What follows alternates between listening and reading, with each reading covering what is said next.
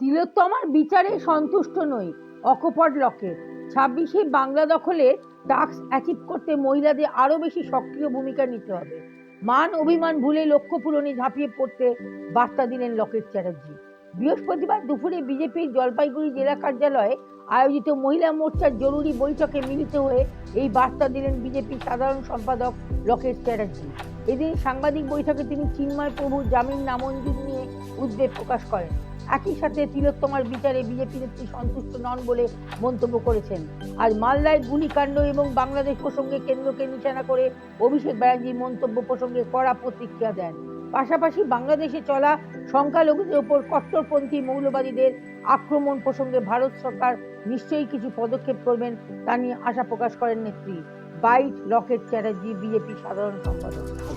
দেখুন, ভারত সরকার কি পদক্ষেপ নেবে না নেবে সেটা আমরা আগামী দিনে ভবিষ্যতে দেখতে পাবো। আমরা 100% নিশ্চিত যে ভারত সরকারকে নিশ্চয়ই নিতে হবে। অন্যান্য দেশ নেবে, ভারত সরকারও নেবে, সবাই নেবে, একটু দেশের ব্যাপার আছে। কিন্তু একটা রাজ্যে তিনি বারবার করে বাংলার পরিবার, বাংলার সমাজ এত কথা বলে। Shashwati Chatterjee, target news, Kolkata.